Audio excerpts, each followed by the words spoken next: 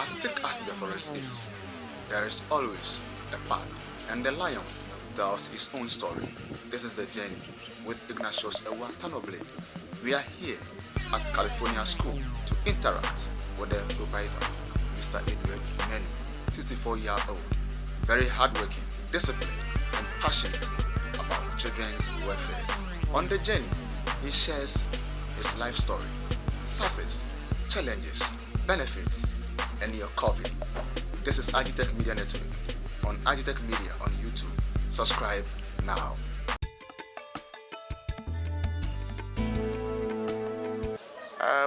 Edward Manu is a household name in Omanjo area because of the school, the achievement of the school, and then mentoring children, and then teachers and workers, and people who come around. My early life started way back in my village called Apunapo. And Apunapo is short AP. That is when you get to Kumasi, when you want to join a car to my village, yes, you hear AP, meaning that they will be beckoning you to join the bus to the village. It is in the Amansie South district, and my district capital is Manso Ediya. Yes, my early life started way back in the village. Yes, from where I started school. I first started school in the Offenso, but later my father moved me from the sister from Offenso to my village, that is AP, and then that is where I continued from class 3 up to the time that I went to the secondary school. Way back, things were very difficult. Actually, I do remember a time when my school uniform, that is the shorts, yes, and the buttons were having big holes. When my teacher, my class teacher took me to my father and then used a stick to point the holes to my father. Actually, it was not that my father was not prepared to buy a new uniform for me, but yes, actually there were challenges, financial challenges in the house. So my teacher told my father that he should take good care of this boy because he will grow to be somebody who will take care of you. From there, I realized that my father struggled and got me a completely new uniform until I continued. Way back at the primary school, yes, I was so tiny that when they were giving positions, I was given an office boy. I was running errands for the head teacher, yes, at the primary school. From there, then to the middle school. From the middle school, I can remember, I think it was around 1970 when I got to the middle school. And then a Champon school came in 1972. Yes, and then in 1972, that was when I entered the secondary school.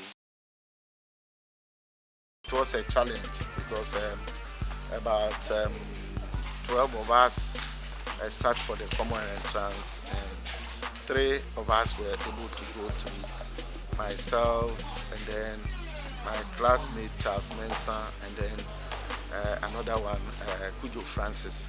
The 2 of us were selected straight away, but Kujo was to go for an interview because before he was also enrolled at the Upasi. The 2 of us, that is Charles Mensah and myself, went to Osei Secondary School in Kumasi, very close to the Asantehene Palace. Yes, and that was where I had my ordinary level. Actually, it was not easy. I passed through thick and thin. It was not easy for me, yes, financially, because it was fee paying. So coming from a village where my parents did not go to school, my father, my mother, Yes, and then I cannot pinpoint, around that time, I cannot pinpoint any member of the family who had even gone to secondary school. So you realize that I was the first person from the family to enter the secondary school. So the expectation was very high. Everybody was thinking that yes, Manu will have to brace the storm and then come out to be somebody to help the family. Actually, I also when I completed the secondary school in 1977. Yes, there was no way I could go to 6th. So people in my village thought I had failed because there were other people who also sat for the ordinary level in 1977 who could not go through. And then because they failed, they also thought I had also failed. So I decided to prove them wrong. Yes, when I took the decision to enter the training college. That time it was a 3-year post-secondary specialist. So I went to St. Joseph's training college at Chim. Yes, so that was where I graduated. Yes, from St. Joseph's. Yes, and then from there, yes, destiny smiled on me when I met a young man. By then, when I visited my brother in Accra during one of these holidays and met my friend called Prosper Alija. He was so fond of me that as a matter of fact, yes, he did not even allow me to go into the teaching profession. So straight from the graduation, I came to Accra and then joined him in his business. Materials, when I say materials, trouser materials, dressing materials, any other materials that you can use. From there, yes, that was where we made a lot of money. Yes, my master started putting up houses. Yes, in and around North Kaneshie. It's a household name in North Kaneshie, Point 4. Yes, during the early 80s and the 90s. Yes, we have business flourished in such a way that the 1983, where the hunger in the country was so alarming, we did not even we did not see anything because we were living good and our business was good. Actually, this business did not come without challenges. There were a lot of challenges. In 1982, when the coup came, that is 1981, 31st, yes, that's the second coup of Rawlings, as a matter of fact. Yes, my master, myself, and a few of the workers, we were severely beaten because we were, yes, they said we were indulging in Kalabuli. Okay. Yes, at the Makola market. I ended up in the hospital for about 3 days, and from then we did not stop because it was very lucrative. We decided to make sure we move on until I think 1986, when I parted company with my master and then started to work on my own. So 1986 I started working, and as a matter of fact, yes, because I worked with my master with all my heart, with all my might, yes, and I worked diligently. God also smiled on me when I started doing my own work. So in about 3 years, by 1989, I bought a plot of land at La Paz and started developing. Marriage life, I would say I've gone through, as a matter of fact, hell in marriage life. The one that I decided to marry, we ended up not having children on our own, and even though we were living happily, She thought maybe the fault was my fault, even though I was having a daughter before marrying her.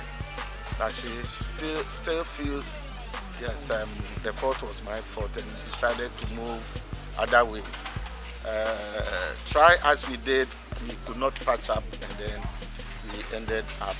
Yes, I also had a second issue with another woman, and then there's a third issue with another woman. So you realize that my marriage life cannot be. It's something that you cannot say it's good. No, but how for do we learned from it, and then I try to also advise all others who want to follow me for when they are choosing partners for as a wife. In 2002, I started the California Star School Complex, yes, at Omanjo. At the beginning, it was very difficult. Yes, I moved with loudspeaker. By that time, yes, Omanjo was a scattered village. Yes, a village with scattered houses all over. Yes, so more like a cottage. yes, so I moved from one house to another with a loudspeaker, drawing people's attention that a school has been brought to the community, and so they should enroll their children in the school. And the first day of school, of my school, I had 18 children, and I was very, very happy.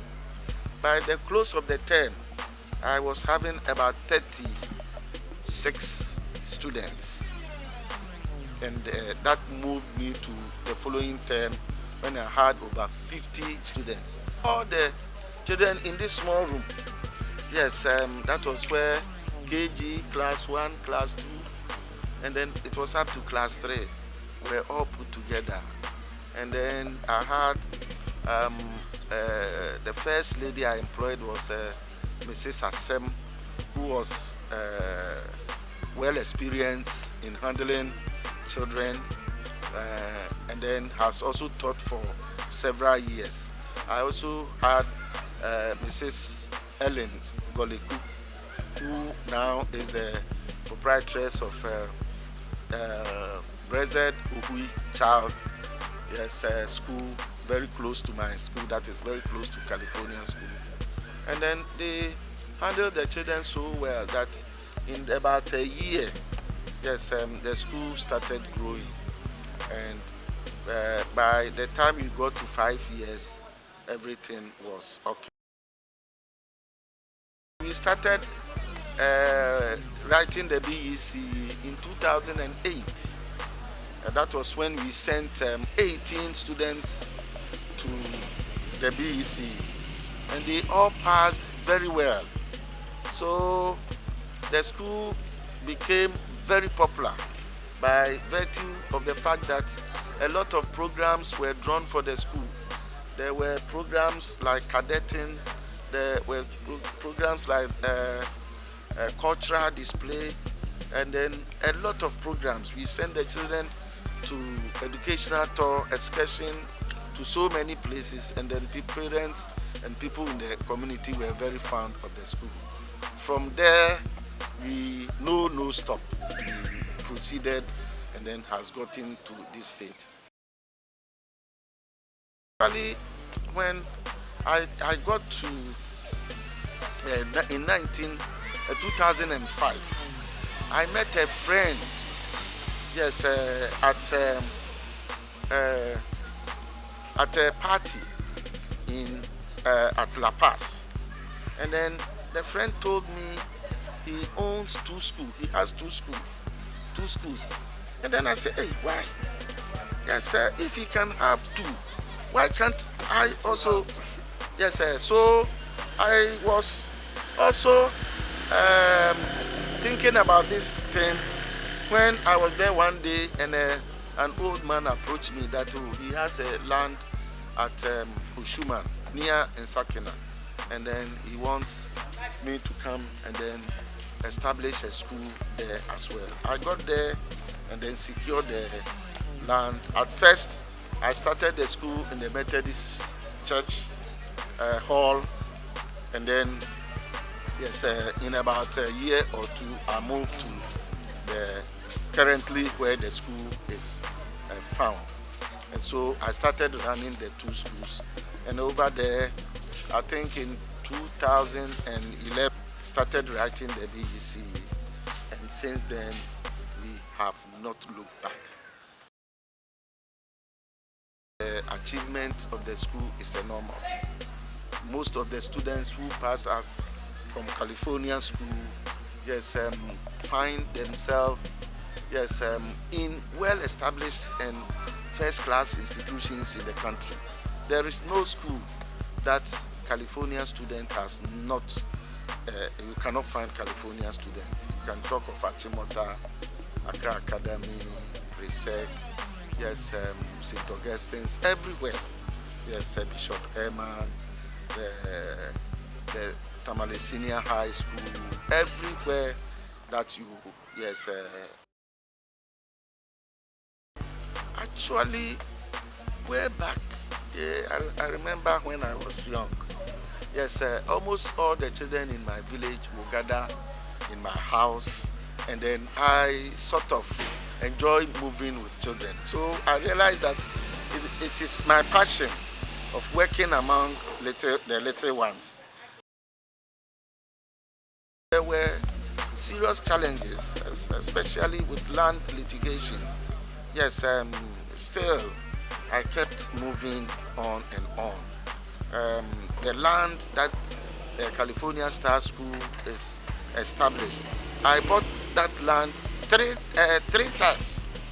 Yes, the first people came in, yes, and then they said the land belongs to them. That is, I came to meet, yes, some caretakers at Tipo, yes, who said, yes, he was caretaker, yes, took the money, sold the land to me. Later, people from Ayawasu came in, and then they also took the money and then sold the land back to me. Later, people from Ushuman claimed the land belongs to them, and then eventually the Abulapiam were the people who came finally, and then I had a contract with them that if truly it is for them, then they should register the land for it. And it took me 7 years before the land got registered. Yes, so there has been a lot of challenges. Challenges with land, and then challenges with when the place was opening up. Yes, schools started, yes, coming in, and then all the schools around decided to use certain things to entice my children. Like for us, yes, you don't pay school fees. For us, yes, you don't buy school uniform. We will provide school uniform for you. In the form of competition. Yes, so the competition became great. But in all, yes, we were still on top. Just as the motto of the school, yes, goes that California is first among equals. So from there, we know no stop. Yes, and what has helped the school so far is the excellent standard that we give to the children. Our standard has been so high that when they go to the senior high school, they perform very well.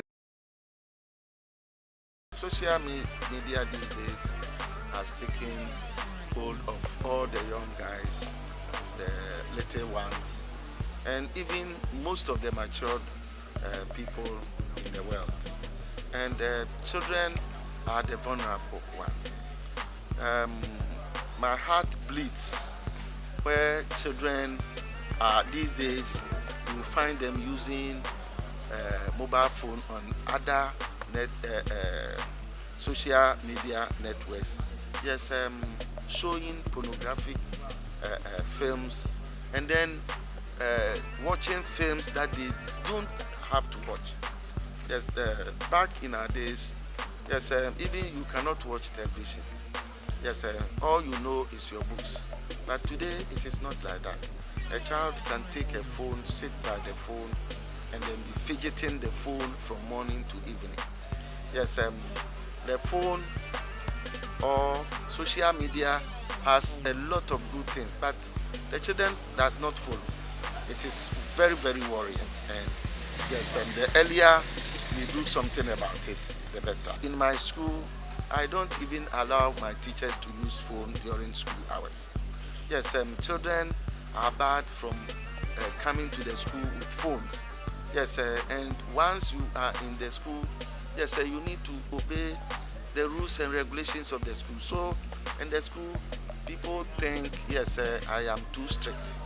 But the school has a motto, that is the junior high school has a motto that goes like discipline and hard work. With discipline, you can achieve anything in life. With hard work, you succeed. So these two combined, when you get into the premises of the school, it works properly.